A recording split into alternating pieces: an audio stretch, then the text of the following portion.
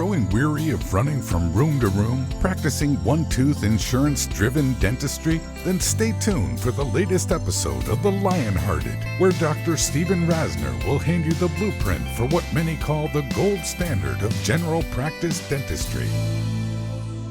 Hi, everyone. Dr. Steve Rasner here, and thanks to all my colleagues around the world that continue to set the records for the Lionhearted downloaded podcast.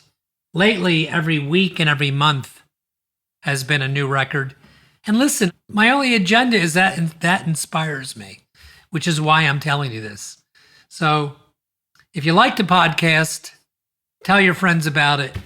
When I see the numbers go up, it just makes me want to do more of them.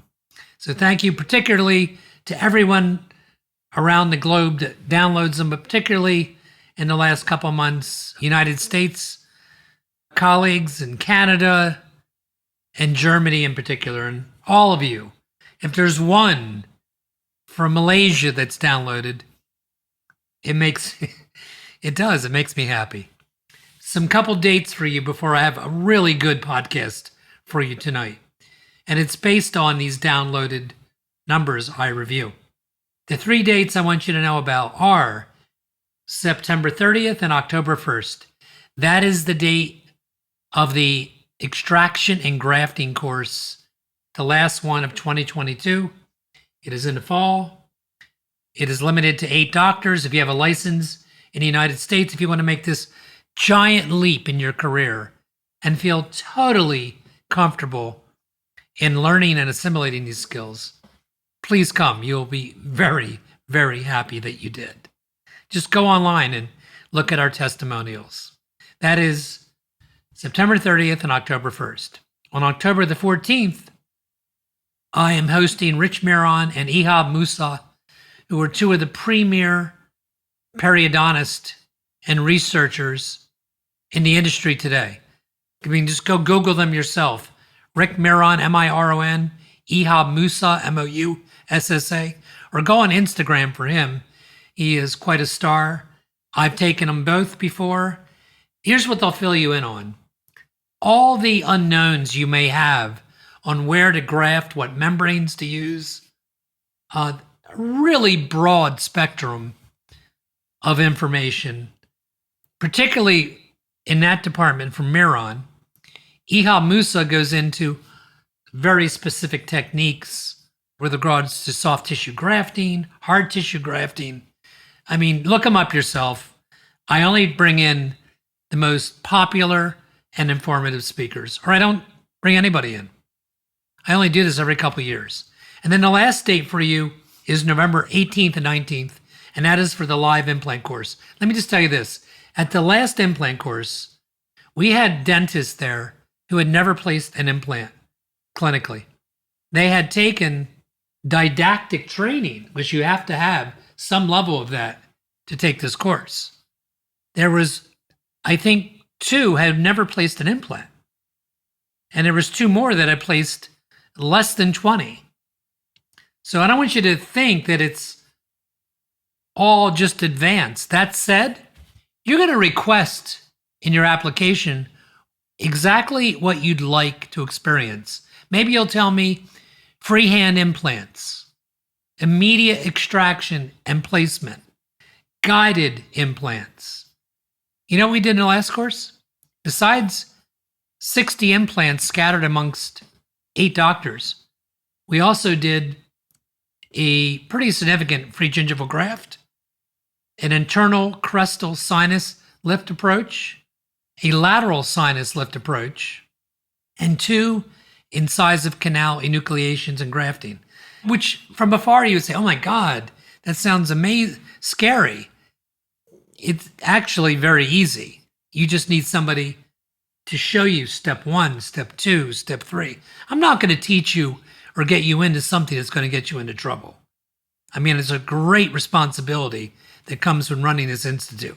So there are the 3 dates. Go on to Rasner Institute and look it up. There's only 3 to 4 spots in each live surgical course that are left. So the live extraction course and then the live implant course. Meaning if you have a license, You can observe from anywhere in the world. You can come in, be 3 feet from the surgery, and that's a lesser fee, of course. Or you can perform live surgery where you have one-to-one hands-on mentoring by me and a couple, what I think are the best kept secrets in CE. I'm very, very fortunate to have both of them. Okay.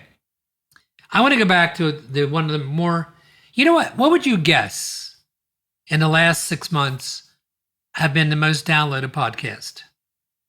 Well, I'll tell you what they are. The most downloaded podcasts have been fees. You loved when I talked about fees. So write to me about that, by the way, those of you that may have more questions. You are probably undervaluing what you're doing, which has real negative consequences. But the third one that you seem to like was entitled Staff, Money, and Stress. So I want to follow that up tonight. Those of you that have never tuned in before would find what I'm about to say very accurate and a little daunting because nobody says this. You know, there's a million speakers out there. How easy this is. Oh my God. You know, all you got to do is this and all you have to do. No.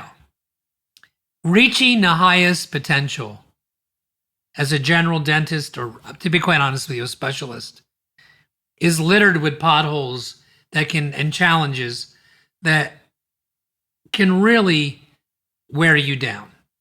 The stress we feel is real. That's the name of this podcast. The stress is real. And it's everywhere. So what do you do? What is it I do? Can you imagine the stress of producing about $4 million a year out of a solo dental practice? Actually, it's more than that.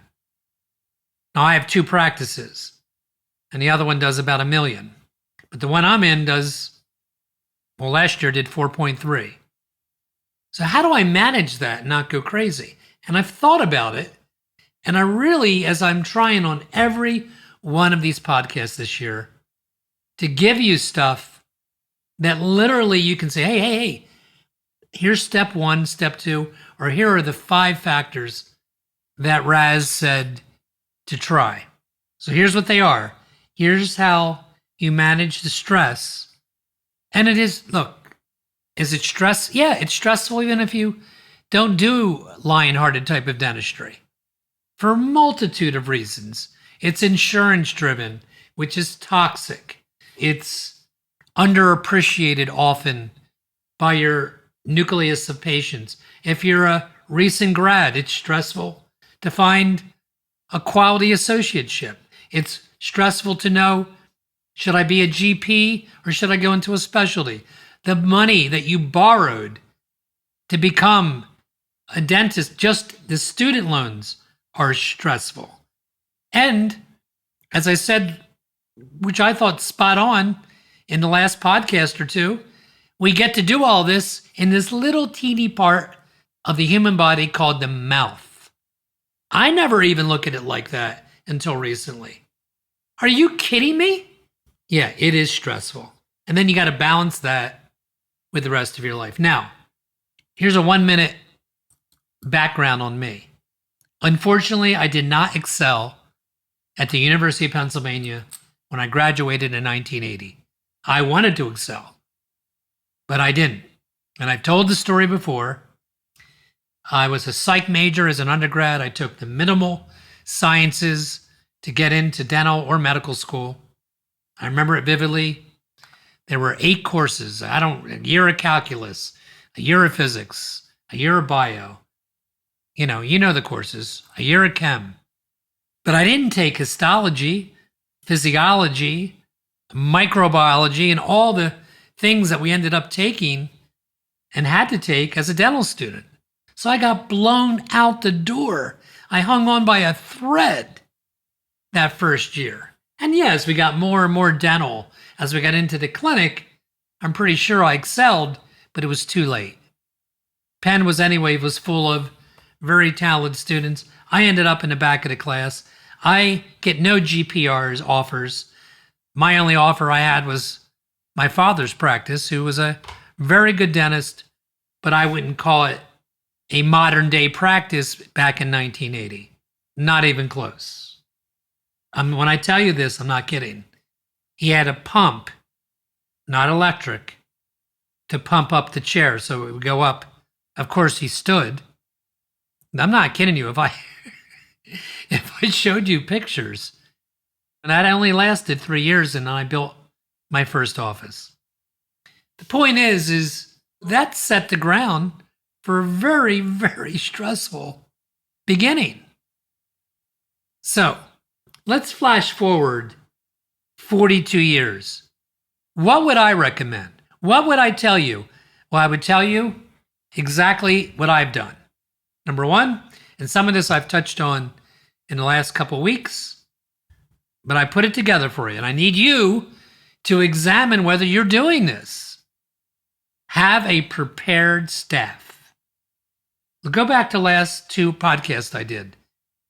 I don't care if you have a staff of 3 or 23.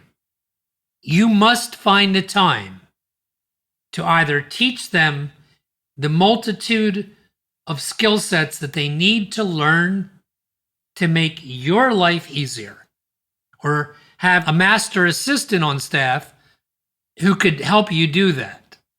Number one. So I'll give you an example. Some of you are familiar that I bring up the doctor in Clearwater, Florida, who was my original mentor. His name is Bill Strupp. He has been associated for 10 years with Michael Brum.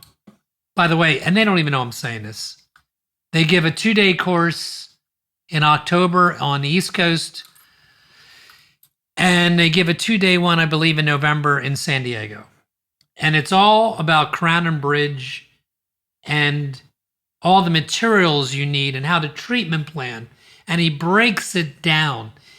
I would suggest to you, besides my course, that it may be the 2-day best value course you could ever spend money on. And one of the things Bill will teach you is something that I call the Bill Strupp, the Strupp Core Protocol. And what that is if you go on Facebook and you look up Strupp and Brum, by the way, if you join them, tell them I sent you. I love that group and I admire those 2 guys. You'll see pictures of teeth that most dentists would call hopeless, should be extracted and replaced with implants. And I am an implant advocate, but I have to tell you, this is a big thing I'm telling you tonight. If you master, which is online, by the way, the Strupp Core Protocol, how to properly, it's about an 8-step process, build up a tooth so you can crown it. If you master that, you will be shocked at how durable the cores are from taking temps off during the process of the crown and bridge process and not breaking off your core. You have to do it exactly the way he prescribes, which is very clear online. And you'll also be shocked how many teeth, which is comforting, that you don't have to extract.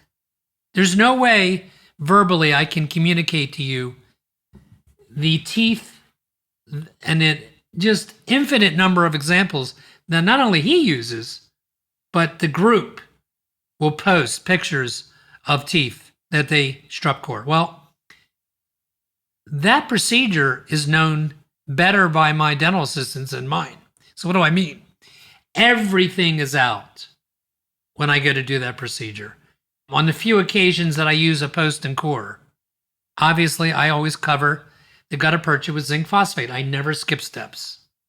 Well, that is always out, and it's mixed to perfection by an assistant who understands that we put that zinc phosphate in the maxillary arch. It requires 4 hands, her helping me hold it as I tuck it in to the canal. Because if you did it, you would understand that.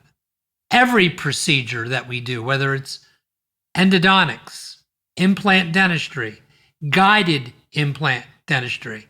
There is never any guessing as to what steps next. In fact, and also having a staff that knows how to fix equipment. I mean, maybe you're better than me, which wouldn't surprise me. And you can fix stuff.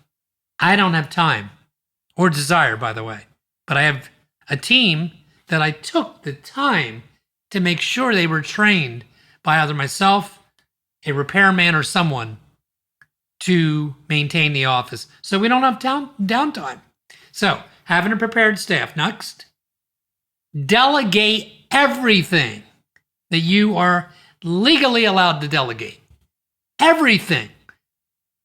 From chart writing, and I mean properly. Proper, full, lawyer-proof, and I say chart, of course, most of you are chartless. I mean, that is part of a prepared staff, right? 3, eliminate negativity. That's a big one. So remember what I'm telling you right now. If you subscribe to these 6 or 7 principles, there's no way. There's just no way. And look, you're going to have less stress. And a lot of you are in that ascension mode right now. You are doubling or almost doubling your productivity every year. You started out and you did 200,000 3 years ago, and now you're doing 390, and next year you'll do 670, and it just keeps going. And as it goes, as it should go, because you're becoming more efficient, your staff is becoming more efficient. I mean, the stress is there. So to manage the stress, you cannot do it all. You really must buy in to having the dream team. The last 2 podcasts were on your staff and its impact on how high you reach towards the summit. You can't have negative people on the team. Now, some of you just bought practices in the last 3 years, and you correctly kept most of that staff that wanted to stay. But some of you still have some of those staff members that you really don't like.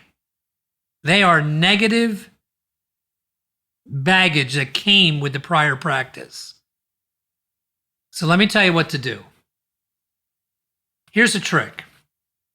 Whenever you're in a situation that you think you definitely want to get rid of a staff member, but there's a 5%, 10% hope, maybe you don't, that maybe they could change. Because once in a while, they do things that give you hope. And you're a nice person, so nobody enjoys firing people. And maybe you know their story a little bit, and maybe they really need a job, right? Then don't let anything back. Before you call them in your office for that talk, write down specifically what you need them to do, what you need them to change from what they are doing. And you can give them 30 days. But after you tell it to them, you have to ask them if there's any doubt in their mind that they're going to give you 100%, or they want to give 100% for the things you just asked them to do. If you sense the slightest hesitation, put an ad in the paper or on Indeed or whatever. How do you know that it's time? This is going to be surprisingly easy for you. You ready? It's Monday. You look at this person, or you see them out the corner of your eye, and they affect your blood pressure or something about you. They cause you anxiety. Not even when talking to you. It sounds hilarious, but it's not even a joke. That's when you know. When a staff member's relationship with you has gotten to the point that they can change your physiology in a negative way, increase your blood pressure, increase your stress, increase your anxiety. If you don't have a talk with them, then shame on you. That's the way it is. Okay, next. So I have a prepared staff. Delegate everything. Eliminate negativity.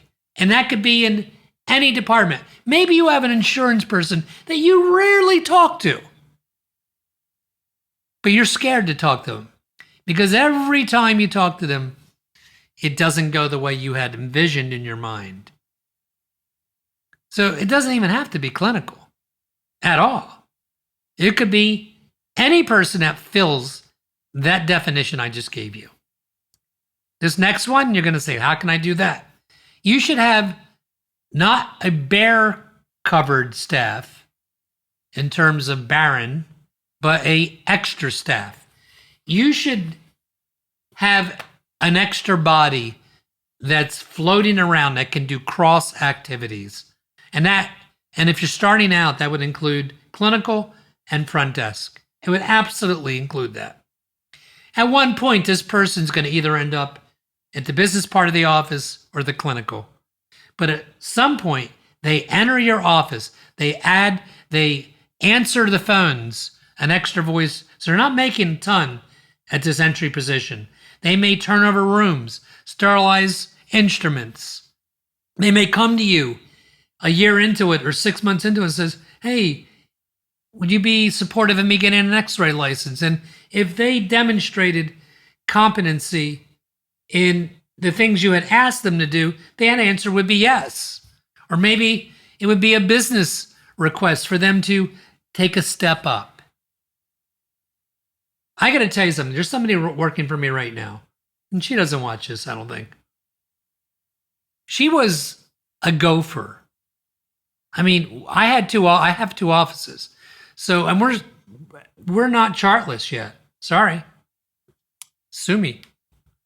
And we would have to go between the offices sometimes. That was her job. She picked me up once. So the first time I got a chance to really speak to her, because I ran out of gas. By the way, probably the first time I did that in 30 years, but I did. And I was 2 miles from the office. And this was about 3 or 4 years ago. She has become such a star in my office. I would never part with her. And I would do a lot to keep her. And I give her raises without her asking for that. So I'm going back to that person that sometimes you just don't know where this journey is going to go. So yeah, I'd have an extra staff member. Maybe it's somebody that I've already said it, that can do a combination of office duties. I would sedate my patients for the most part. I would have a sedation practice. Surprise, surprise. We're talking about Lionhearted principles, aren't we? That's what we're talking about. Prepared staff, delegating everything, eliminating negativity, having an extra body, not less one than you need. That really causes stress, especially in the beginning when you might only have a 3-room office. Isn't it great to turn the room over a second that the room's available and have this person go get a patient the way a Lionhearted office does it? And, oh, Mrs. Smith, we're ready for you, and bring her back. That's how you do it. You cross-train people. That's the way to hire a couple extra staff members without hiring a couple extra staff members. Now, I didn't say have the one that you're already pushing to 100% of their capacity to have them do cross activities. I'm talking about in the beginning when you do have to watch your outflow in money. And while we're at it, that wasn't one on my list, but get paid up front. How could getting paid up front not reduce your stress? Guys, everything I'm saying to you is right this minute. Sometimes I come on here and I think back about what I said, and I'm not sure if I gave it my A game. I try. What I'm telling you is my A game tonight. This is how you do it. And I didn't even realize that most of these are principles I've spent at least one whole podcast on. So yeah, getting paid up front reduces stress. And I'm not doing this one tonight because I've done it before. But the only reason you wouldn't get paid up front is in your own head. It's not in the patient's head.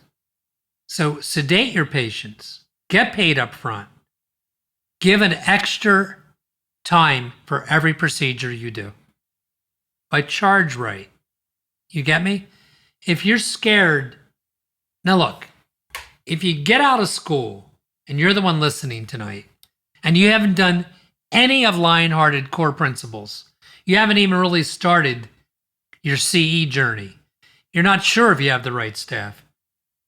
My friend, you are in your internship, your own internship. There is a price to pay for being the beginning of anything. It's a worthy price.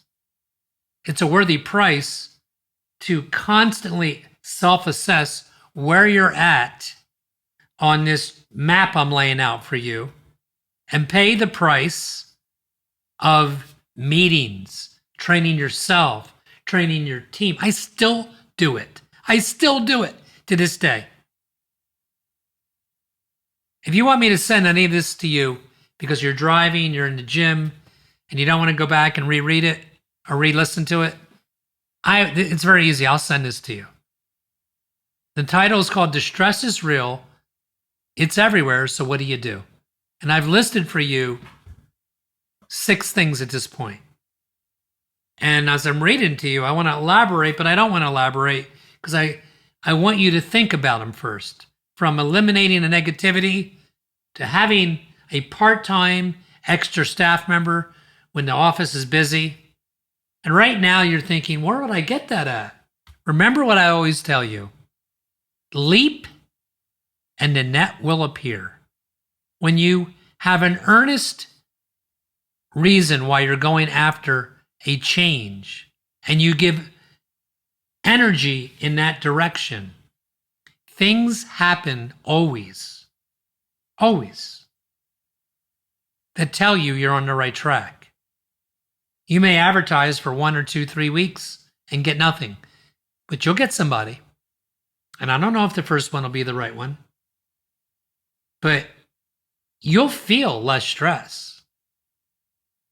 If one of the reasons you're stressed is because it doesn't feel like there's enough bodies to do the job. By the way, some of you have enough bodies, you have enough people, you just haven't delegated thoroughly enough as to what you want all of them to do. And that's a different podcast. So from eliminating the negative, toxic person in your office, I used to call them the vampire. I used to have a slide in because they drain you, that said, fire the vampire. Who's the vampire? They dwell on negativity. They run hot and cold. They can be wonderful at 9 and at 1 in the afternoon, it's not even the same person. They turn down new ideas. They talk down to everyone, including you. They participate in nothing extracurricular. They certainly wouldn't take time out of their day and watch or listen to this podcast. You see why I can go on and on? So, of course, I told you, how could sedating patients not reduce stress? I've said it before. I'm going to walk in tomorrow like I did today. And my first patient, somebody will come get me. I won't even know what I'm doing because I don't really look at it till I get there. But I do when I get there before I start. My staff will know exactly what step it is. And sometimes they fall off that a habit, and I have to tell them, I need the x-rays up when I walk in the room. I want the last work I did, what I'm doing today, what the treatment plan is. If you're placing implants, don't you want to know if it's going to be a zest attachment or a single crown unit? Obviously, sometimes that answer is very patent. I get it. And then I told you about giving an extra time. I told you about this in multiple podcasts. It is one of the, I've done it for 3 years. And I can do it, and you can do it if you charge the appropriate fees. And even if you are just average, it's a better way to exist. Mark this down. As you continue the journey in this challenging profession that you and I chose, your leash on tolerance is going to get shorter. It is. It is harder as you go on. And you need to develop things to enjoy this because it's worth it, man. It's worth it. If you look up the study of how many physicians who pay a very, very steep price to be medical doctors, look up the statistics on how many of them are unhappy. It's staggering. They're loaded down with paperwork. They have to see so many patients a day because they themselves are locked into toxic insurance, which I didn't even bring up as one of the 7. These you can do right from the beginning. I understand taking insurance in the beginning of your career, so I didn't include that. I thought this was a good one, guys. I hope you enjoyed it. I love hearing from you, even if it's a one-liner like my friend in Germany who wrote to me a couple weeks ago.